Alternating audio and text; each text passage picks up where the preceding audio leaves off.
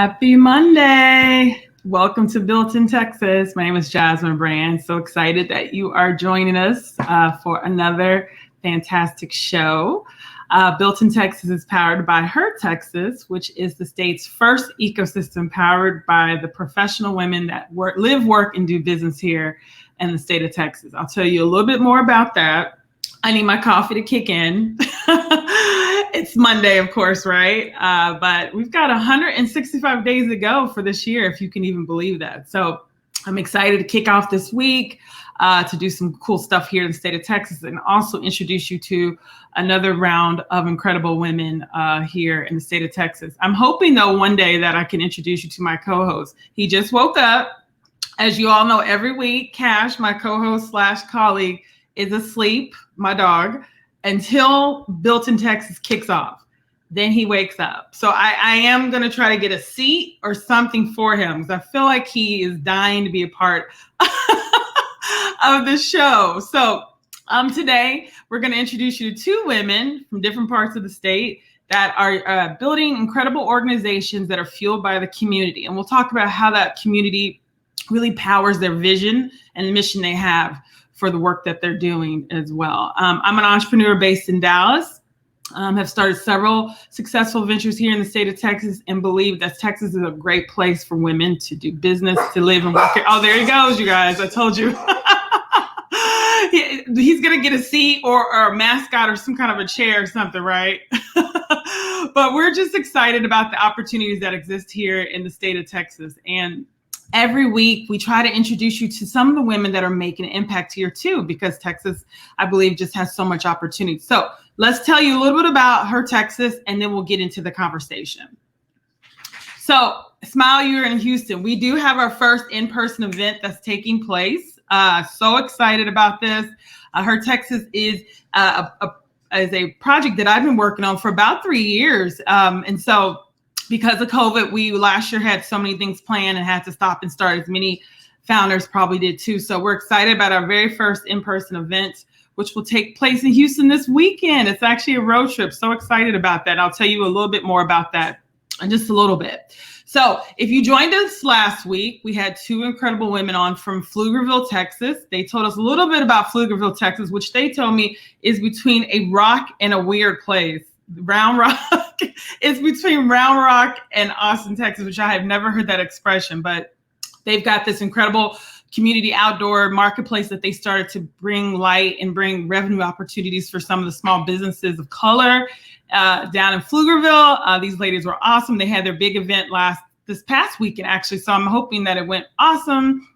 Can't wait to actually visit them down in Pflugerville. But if you didn't get to see that episode, you can check it out on our website, hertexas.co. So just a little bit about Her Texas. It was founded in 2019, and it was created to address the connectivity challenges faced by women that live, work, and do business here. Texas is huge, y'all. We've got over 14 million women. And that is an exciting thing, but it's also an opportunity too.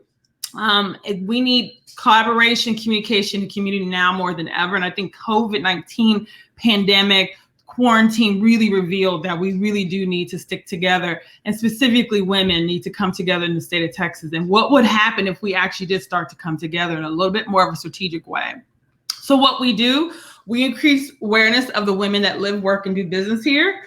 We also do offer statewide networking opportunities like the one that's coming up this weekend. And we want to help support and help female founders grow, help employers connect with Texas women, and most importantly, help you navigate this big old state. What's interesting is sometimes we stay really stuck in our silos in our cities, and we don't really get out and expand. And we think, okay, we need resources, we need support, and we go outside, not always thinking that we have everything we need here locally. So here's the road trip. It is this weekend. There's several women from Dallas, where I'm based from, that are going to be going down to Houston. And this, of course, we're going to connect with all kind of women in Houston too. But if you want to travel up, down, east, west, wherever you are to come meet us, we've got a whole weekend of fun events planned. It is our hope that we will make it around the state with various different road trips, and kind of not only spotlight the city for those days, but also the women that are there and support women-owned businesses. Cash will not be coming to this one, you all. If I could tell you how many emails I've gotten about Cash, maybe that's why he feels like he needs a presence in this show. He won't be there, you all, this weekend, but maybe when we do the road trip for Dallas and have you come here, you all can meet him. Something really exciting. We're kicking off the weekend this Saturday with a Ladies Who Launch networking event featuring Nandy Howard, brand new editor-in-chief of Houstonian Magazine. She just landed literally in Houston a couple weeks ago. I was, of course, read everything and saw she was headed back to Houston. She's from Houston. Was like, okay, she has to connect with us. This is our first event of 2021. First event in Houston. Got to do it big. So Nandy, fresh off from fashion editor for Essence Magazine, now she is headed in charge at Houstonian Magazine, will join us for little bites, a little libation, some network, and of course a fireside chat with her. So really excited to connect with her. This event is for Texas female founders. So it is in Houston, you all, but some of our mission is to get us to start thinking outside of our boxes and thinking, okay, just because I'm in Houston doesn't mean I can only go to Houston events. If you're in Dallas, we've got travel details, accommodation, all that good stuff on our website. If you want to drive down to the dive down for the weekend, we want you to start to expand your base of women in support, because we do believe there's a whole sisterhood of women that want you to be successful, and they do not just live in the city that you live and do business in. So very excited about that, and it's going to be at She Space, a very cool co-working space that was created for working women. Beautiful space, you all. So can't wait to show it off, to check it out. That night, we'll be doing dinner at Rosie Cannonball, woman-owned restaurant. June Rodel is one of 27 female master sommeliers in the world. That means she is an expert, authority, and when it comes to all things wine, one of 27, and she's in Houston, Texas. And she owns co-owns this restaurant. All the carbs, which I have been cutting back on, you all, but I'm taking a break this weekend. They have created a custom menu for her Texas. We have a table there. We have a couple of spaces left. This is a reservation. They are hooking us up. It's going to be really, really fun. Letting us try a little bit of everything. Would love for you to come down. It's part of our mission is to really support while we're there and shine a light on women-owned businesses and women-owned restaurants. And so very excited to connect. And hopefully June will stop by and say hi. Sunday, we will actually be doing a mural tour. Houston has some of the best murals in the country, actually. And so Angie, she's a blogger there, but also web designer. Her blog's called 25 Smiles. She's going to be taking us on a really fun mural tour. This is free. Y'all can show up, taking really cool photos. We'll do hopefully an epic group photo. So that's going to be on Sunday. If you want information, though, all this is on our website. You can also, of course, find it on our social channels, too. So how do you get involved in support? Well, we're kind of just getting started. I mean, we've been working on this for a bit, but now things have opened up and we're kind of starting to get our first in-person event. You can subscribe to our newsletter. This is the way to stay connected with us. Select a social media channel to follow. If you want to email our media kit or any information about us, you can go to hello@hertexas.co. To partner, to sponsor. If you like Jasmine, have feedback, I have ideas, feel free to email me directly. Join us in Houston this weekend. If you don't have anything planned, come down. There's several transportation options. If you don't want to drive, just go to our website. Or if you know about Houston women that we need to meet or support, feel free to reach out to us. Tag us in her business, tag us with her profile. We want Houston women to know that they've got a connection, they've got a support, and we've got their back. And then we do have a very cool meetup in August for our Dallas ladies. We'll be announcing that pretty soon.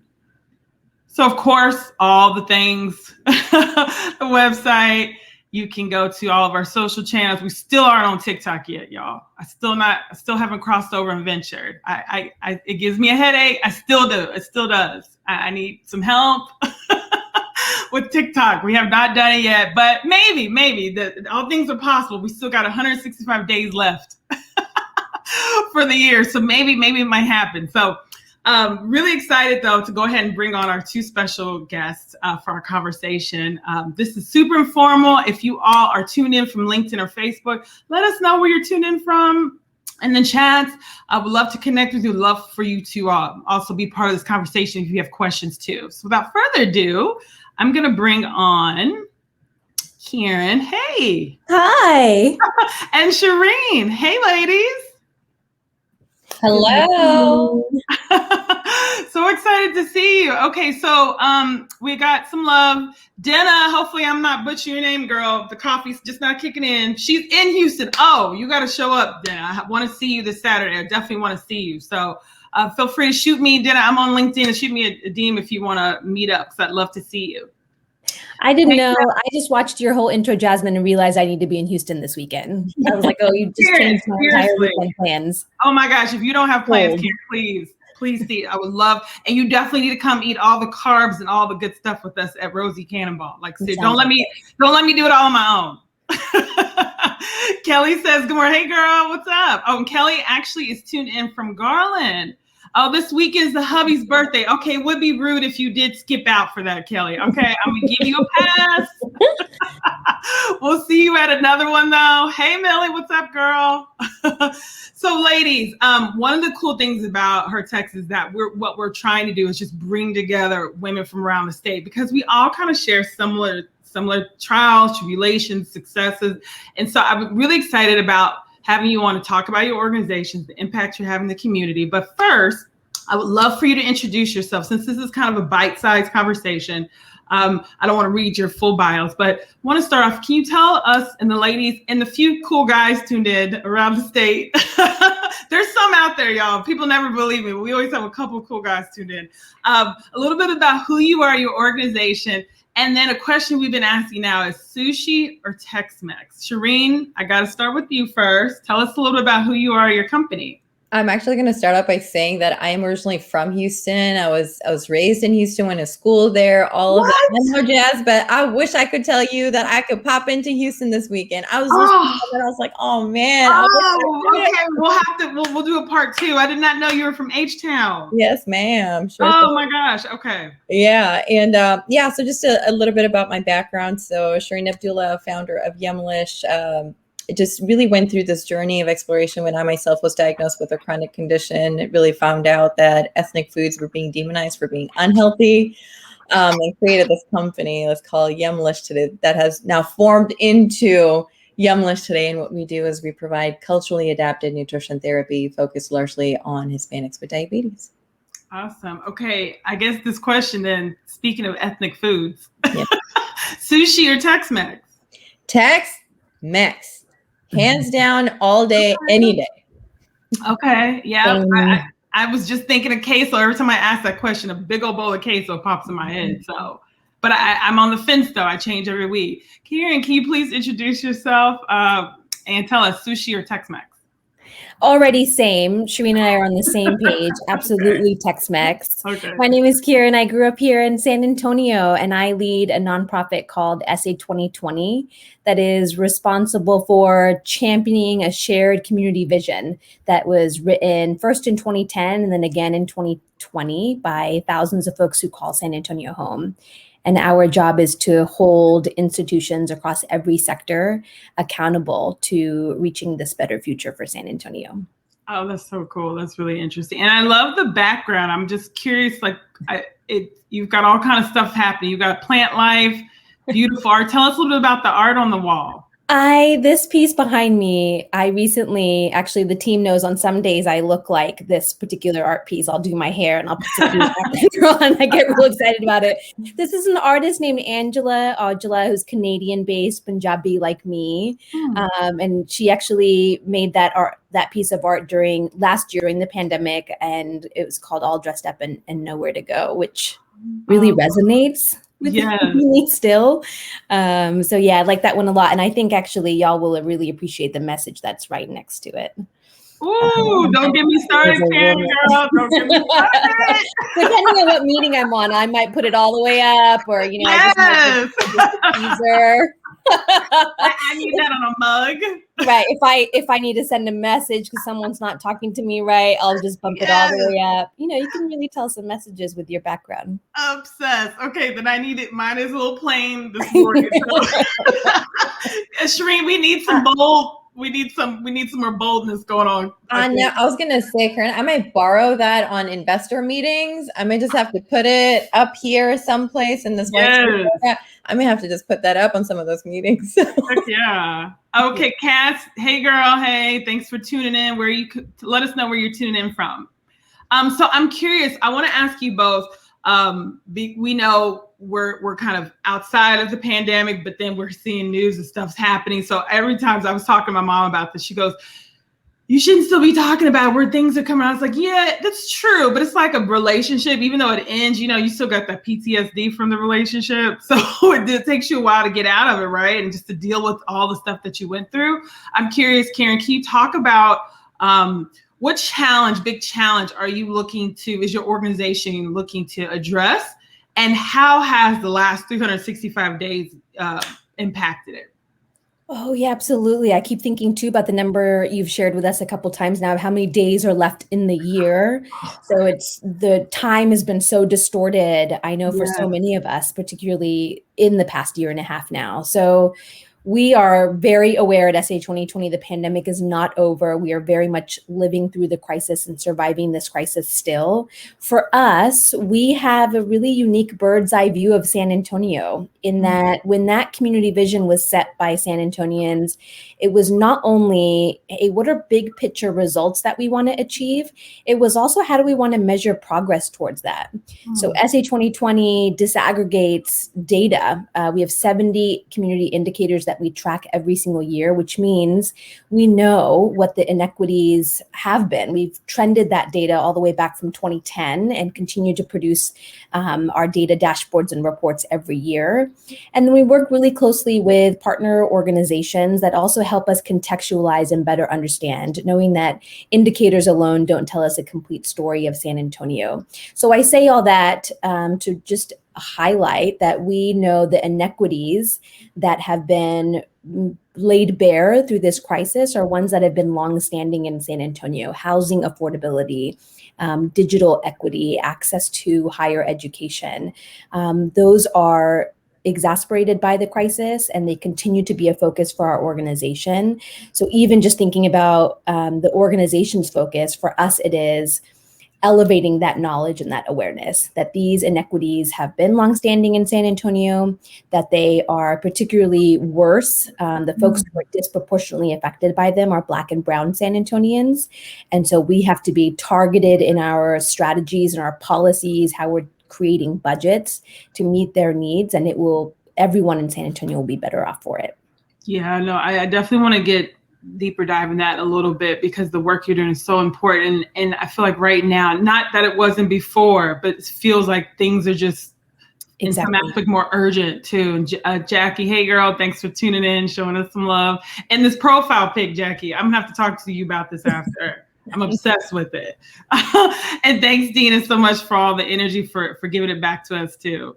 Shireen, I'm curious too, thinking about inequities, right? And when it comes to minority inequities and health disparities, I mean, we saw specifically with the pandemic, what neighborhoods, what communities were being affected by it. So can you talk to us about what you shared a little bit in the beginning about what Yumlish's big mission is, but what's the big challenge you're looking to address, and how has the last year been for you? Yeah, absolutely. And so one of the biggest things, Jess, there has been that through the pandemic, we finally have the eyes on the big problem, which is that why is COVID-19 impacting people of color? Right? Why is that? And because part of the story is that there are pre-existing conditions, the diabetes, the heart disease, all of that is in these communities. And now asking the second question to say, well, why do these illnesses exist? These chronic conditions exist at this disproportional rate. And for the first time, I think COVID-19 then shone this bright light to say, there is a systemic problem here. It's not even a COVID-19 problem. Sure, it is. COVID-19 is certainly a problem, but there is something deep rooted here. And I think that had really come to surface in this past year and a half. And so in the work that we're doing in providing this culturally adapted nutrition, so that we're not doing this one size fits all, people will figure it out. That doesn't work. We know that. Right?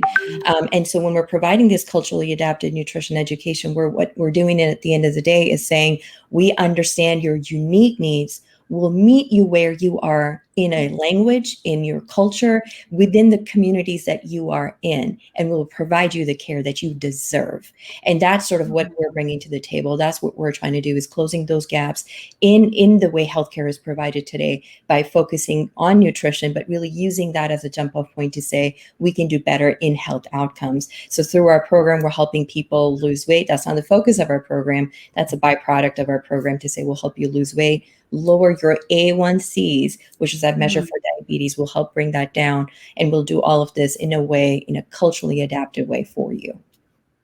Shireen, so Karen, let me to give you a little bit of background. I get chills when Shireen talks about her company, because I've gotten to witness the evolution of it, and also her as a female founder. So I hope, Shireen, I'm going to try to keep it together. But I'm just so amazed, and my family has been impacted by these chronic illnesses. My father passed away from heart disease, so much diabetes. And so this work is so huge, so important.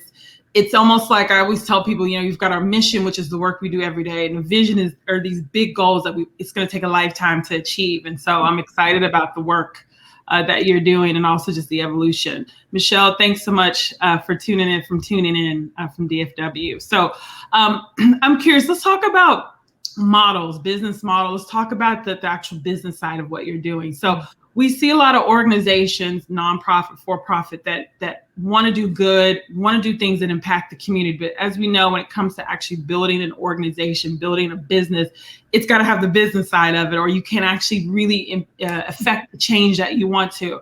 Kiran, I'm curious about you. Let's talk about the actual structure of the work that you do, because I know it's very community focused, but you talked about the kind of being very results oriented too.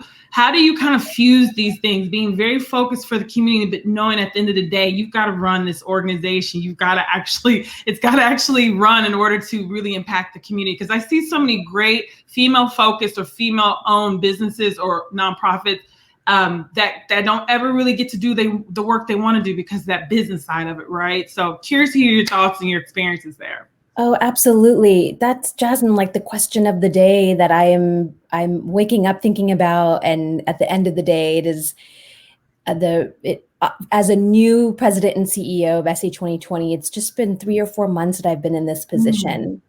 And I am so aware that nonprofit organizations nationally, it's true in San Antonio and it's true in Texas as well, are mostly led by white people, are mostly led by people who don't look like me. And that has implications for business in that most nonprofits, again, true nationally, I believe it's true in San Antonio as well, that nonprofits that are led by people of color receive less unrestricted grants. Funding that has less restrictions, that allow us to be creative and innovative and mission driven in our programming. And so as a woman of color who has stepped into this position, we're thinking so deeply. I inherited an organization that very, very specifically was left financially healthy, very specifically created way for my leadership. So I'm working with a board who also is aware of the research and data about nonprofits that are led by women of color. But the rub for our organization is that we want to elevate that conversation and at the same time, and elevate and also hold funders accountable to doing better by nonprofits that are led by people of color and specifically women of color. And then at the same time, in the everyday, we are very much existing in a nonprofit that works in a traditional funding model. So I'm really interested in movements like decolonize fundraising or decolonizing wealth that thinks about how to even break down myths that people who give to nonprofits are typically folks who are wealthy. That's not true. We know that people in lower income families or brackets, poor people are giving, proportionally are giving more than folks at other levels of income or household income in their communities. And so it's such a big question that you're exactly right. It's something that is top of mind for me, particularly as I step into this new role.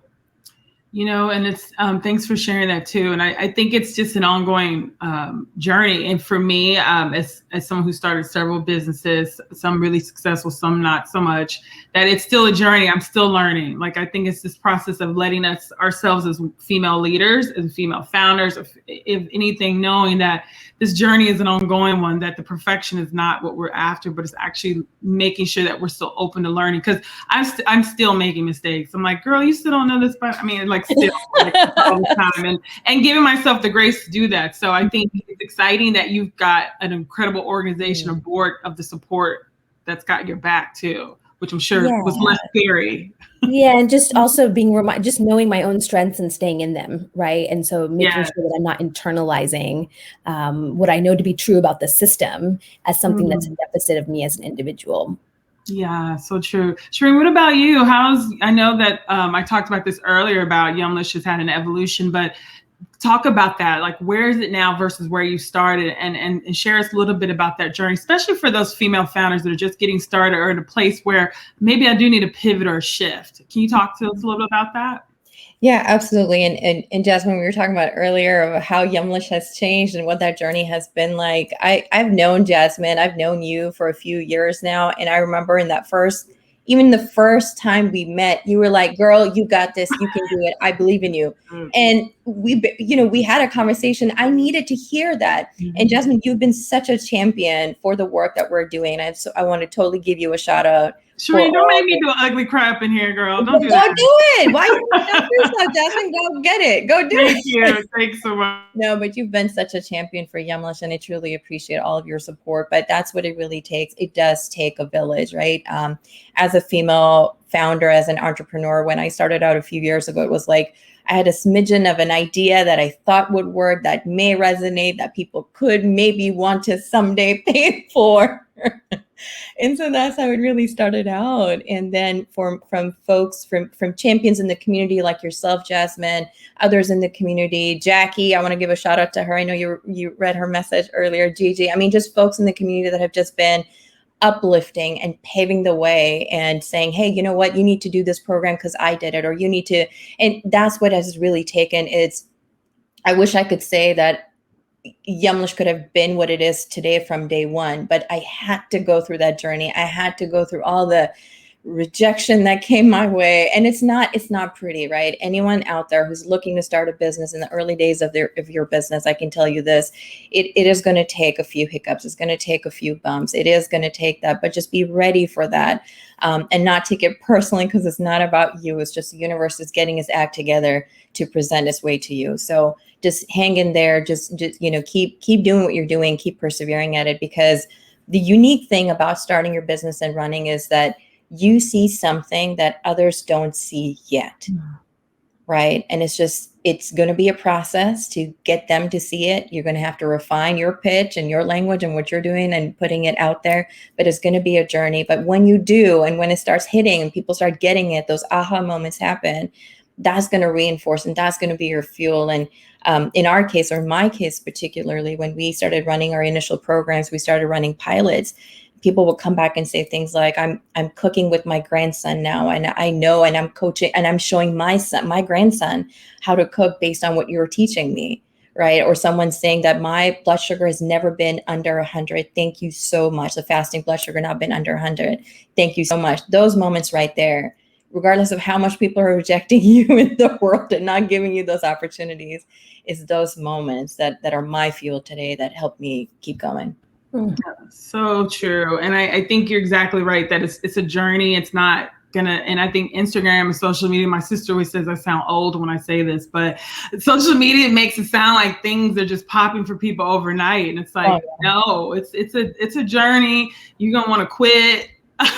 You're going to want to say, why did I do this? And I think it's this sisterhood, which is what fuels a lot of the work I do. I wouldn't be here without the women in my life, in my business, in my career, everything. And so I know that there's women around the state that are wanting to quit right now, Shireen. And like, if they knew they had sisterhood and women here, was like, girl, you got this. I mean, I think that one little push or that support is so huge. I want to talk about just you both individually as leaders of your organizations. Kiran, you talked about which I didn't know this stat, that most of the leadership at nonprofits is white. And Shireen, you're building an AI empowered platform. We both know what the tech space looks like, and we definitely know we all know what it looks like for female founders too. We've made some progress, but we still have a long way to go. Talk to me both about this, and Kiran, I'll start with you about what mentors, who's had your back, what's guided you along the way during this process. What do you do for professional development? Like, what keeps you kind of, your iron sharp, if you will? Are there any people, resources that have helped you along the way?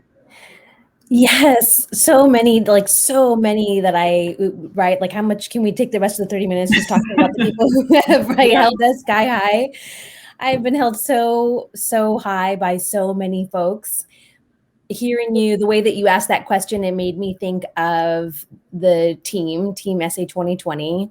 We think very deeply and create really intentional time to be in conversation with one another about what are your goals personally in your career, work-wise, how those relate and speak to each other, and how can we help hold each other accountable to reaching them. And for several years, I had been pining for this fellowship called an Atlantic Fellow for Racial Equity. And it's a group of practitioners across the US and in South Africa that have made impact in their communities as it relates to racial equity. I had been looking at this fellowship for years since it launched, and I knew entirely too much about how it had started and the ins and outs of it, and was terrified to just submit an application. Like, just the application alone made me so nervous. And finally, I said it out loud to the team, and they really sort of said, how can we give you the support and really the affirmations that we have already talked about, right? Just being able to say to someone, hey, I've got you. Or that the push that I recently learned that Jasmine might be the new person in my life that'll say the gentle nudges to just make something happen. Here, and I'll send you a text message real quick, girl. So I finally submitted an application for that last year and was successful, and joined that fellowship, and it lasts through this year. And it has been hugely powerful for me to be in this network and in this community, especially through this crisis, of people who care deeply about racial equity and are thinking about it in ways that are transatlantic, particularly because my story is transatlantic. My parents are from Punjab, as I mentioned earlier. I was born in London and raised here in San Antonio. So to be able to be a part of this larger network that's doing this work globally is very profound, and to bring that work then to San Antonio and this community that I love so much. So they offer all of the professional development that my heart desires in this past year, including a coach, which has been really new for me. But I check in every 2 weeks with someone who just helps me work through how are you, again, the themes that we've talked about, how are you as an individual, how are you as one leader interacting with systems all day long? And how can I help you make sense of that and then understand your positionality and your power? Yeah, we've talked about this on previous shows, that the difference between kind of mentorship and sponsorship, right? So mentorship is making sure you get to the party or the event, but sponsorship is like, this is what you wear, don't say that. These are the people you need to connect with. So much more of, it's like, how do we take our empowerment to the next level? And it's like, we have to do more than just or just do, we really had an interesting time, I think, for women, because so many of us left the workplace last year, as we know, because of COVID-19. And just an interesting time. And Shireen, you probably can speak to this too, about just being a female founder. I know in Texas, we have lots of opportunities. We have a lot of challenges too, which fuels all the work I do too, because we've got to start to change the way our leadership looks. We've got to create a new table so that we've got opportunities and different ideas. Shireen, for you, what's guided you? I know you've got a really cool sisterhood and network of women. Oh, and Jennifer said, hey, girl. Shireen, I know you've got a support system, but can you talk to us? What else has helped you along the way? You're building a tech platform. And I know that if you're not specifically a non-tech founder, there's all kind of journeys and challenges along the way. Can you talk about what resources, what else has helped you kind of along this path? Yeah. So Jasmine, to that, I'm going to say, I can't wait for you to start your fund already. Just I get know, it Shireen. together, put it out there. And all these women on female. Yes, it's coming, Shireen. It's definitely coming. Get that fund together, Jen. Yes, So, yes. but that's really it, right? I mean, I think the fundraising becomes a struggle, is sort of setting yourself apart, showing a little bit more on you can do this, building that confidence with investors, saying I'm the right person to do this, right? And so that has been a challenge. And I unfortunately is not only a Texas challenge. This is a nationwide challenge that we face. And so outside of that, just trying to figure out fundraising, what that can look like for us. We've gotten a little creative. We've gone for a bunch of non-diluted funding. We're getting those partnerships underway. So that has something that has worked out really well for us as well, which sort of interestingly enough, is now helping have those investor those conversations now, because now our name is getting attached to some of these non-diluted funding sources. We're like, oh, right. So what you are doing is interesting. Well, hello, where have you been? So anyway, so some of those things. And as far as just growing and understanding and just growing with the company, I didn't think I would learn as much as I have from Yumlish itself, right? From my business. I thought I was going in knowing what I needed to know, and I was going to build this, but this business has been building me as well. And so what that means is that I've gone through and never thought I would. I mean, in the early days, I put our website together, and I didn't know anything about putting a website. I did that. When you crack that TikTok nut, Jasmine, let me know. You're talking about that earlier. When you crack that, you let me know. Just turning to the community to understand, this is what I know. What can I do better? And, connecting with different female founders who understand your journey and are like, girl, I got you. Don't worry about this. This is something I can help you with. So really building each other. Other times I've literally gone to Coursera, gone on a course and been like, I gotta crash learn this. I gotta quickly learn this because I have a meeting tomorrow. Yeah. I'm gonna, I need to know enough to talk about this to someone. Right. So it's just learning on the job. Really, that's what it is. No, for sure. So I'm curious, we were just about out of time. This goes by so fast. But I'm curious, I've got final couple questions for you all. What's your biggest piece of advice for a woman tuned in right now that's like, Jasmine, Kiran, Shireen, I'm done. Okay. So one piece of advice for her, one maybe something inspiring to share with her. To what's next for you? I'm going to say personally too, not to get all up in your business, but I am. What's next for you professionally and personally? So Shireen, I'll start with you. What's a piece of advice or some motivational to share with a woman that's ready to she's done? And what's next for you personally and professionally? Because female founders in your life too. I'll say, I think if someone's at that point where they're kind of like, I'm done. One, it's okay to be in that space. It's all right. It's not a personal failure. It's not on you. It's okay to be there. I was done for a while, and then I wasn't done, and then I was done again and not done. It's a back and forth process. It's a roller coaster. Just embrace it. That's the best thing you can do, is just embrace it, to say, you know what, there will be good days, there will be bad days. And then just really compare it to say, do I want to keep going on this journey? And if you don't want to, that is okay. It is okay to fail. It doesn't mean anything. It doesn't mean anything on you. It doesn't mean anything on what you're trying to do. It is okay. So that would be my biggest thing, is that failure comes, but it's just a part of the package. And if you want to embrace it, you want to keep going, keep going. If you want to stop, stop, but do what's right for you. And that is okay, whichever way you decide to go. So that's one thing. And then the other thing to that is to say that if you are going to keep going, if you are going to keep persevering, again, just understand that that roller coaster is there. It will happen. It's unfair to women. We know that as well, right? So what you can do, and I think what others can do who are in that space today, who've been through that journey, is to say, how can I be a sister to another female founder? What can I do to help her, right?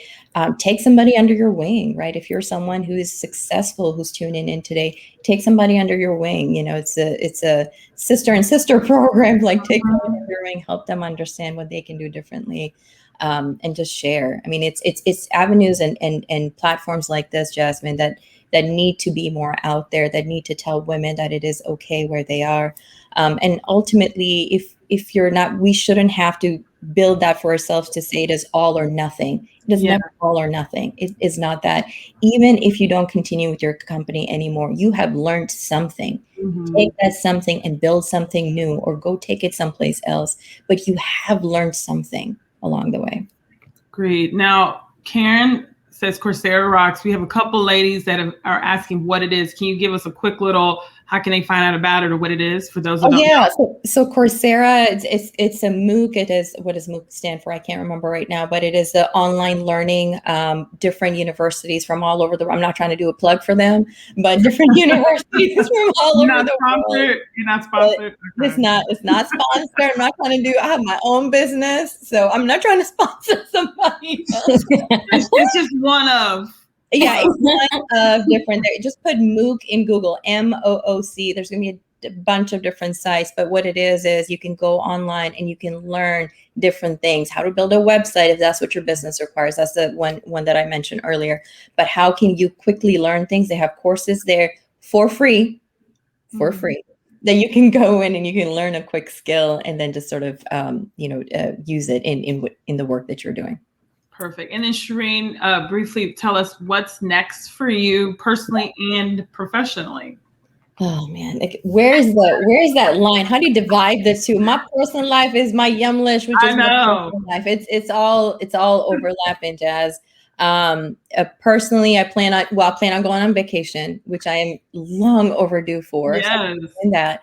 But then professionally, I was talking about non-diluted funding. So we're looking to associate our name with some big national partners. So we're super excited about that. So can't wait to put that out. Jazz, you got to blast it when it comes out. Yes, of course. Press release, but yeah, super excited about those coming.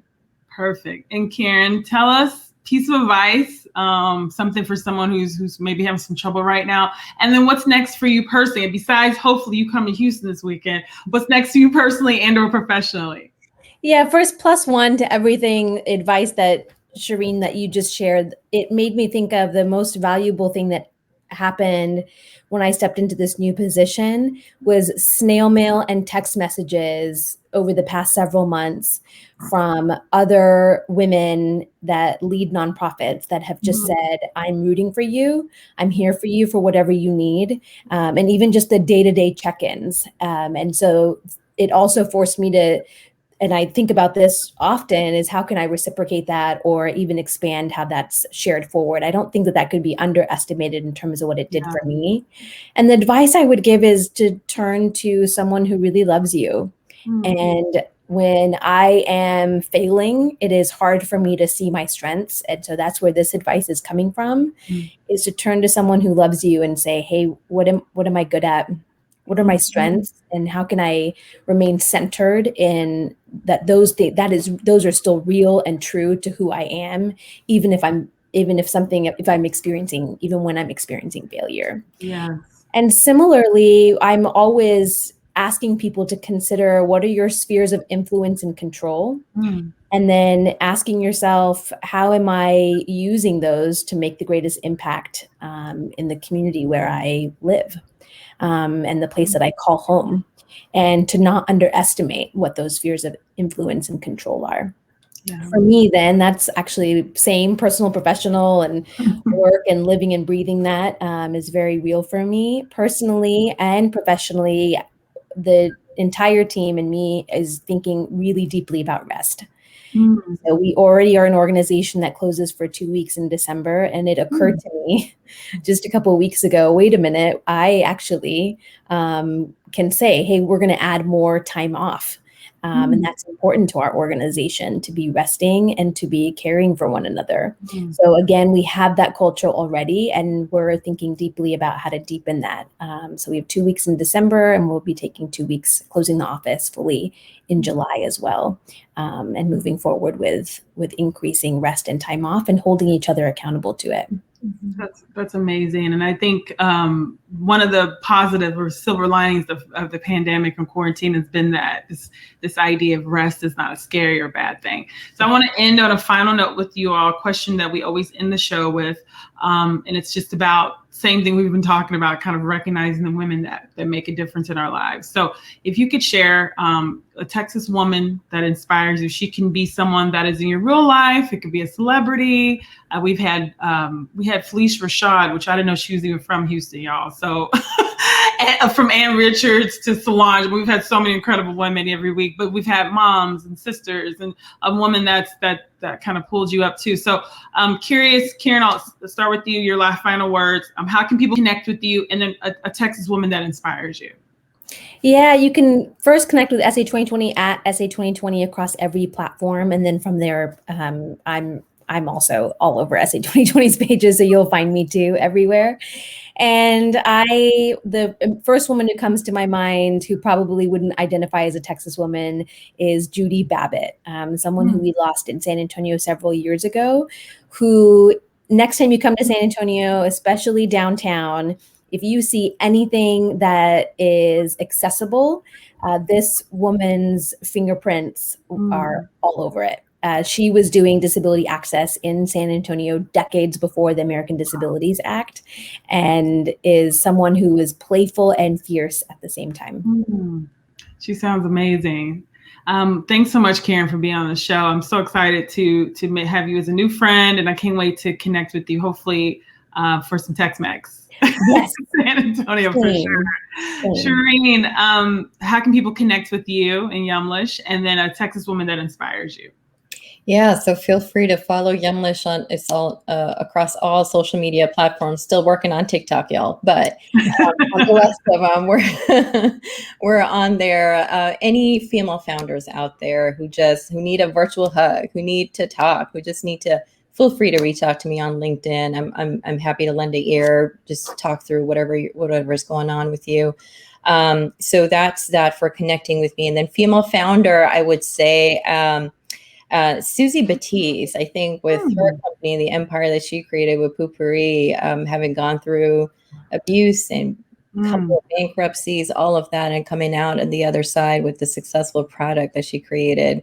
So yeah, she would be one I'd nominate there.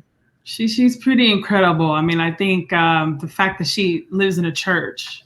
Right. She's an incredible woman too. Well, I want to thank both of you for coming on Built in Text this week. I am so honored and proud of all the work that you're both doing. Can't wait to see kind of what happens next. And I think just you guys are both perfect examples of the diversity, but also just some of the really impactful things happening here in the state that we don't always get to talk about. So thank you both so much. And if you didn't get to see all of this, you hopped on late, no worries. We actually show and actually have a post, the replay this Wednesday on all of our social channels. So feel free to tune in then. We'll be back next Monday. I'll actually be live in Houston, you all. No cash, sorry, y'all, but I'll be in Houston. And if you are free this week, and if you're a woman in Houston, feel free to join us. But if not, we'd love for you to see us. We're going to have all kind of fun stuff planned in the city of Houston as we shine a light on the city, but also more importantly, really kind of drive home this idea that our networking, our connection is around the state. So I'm excited about what's going to happen in this weekend. I'm eating carbs because I have not had them in a while, so it's going down. But thank you all so much for joining us, and I hope you will see us next week.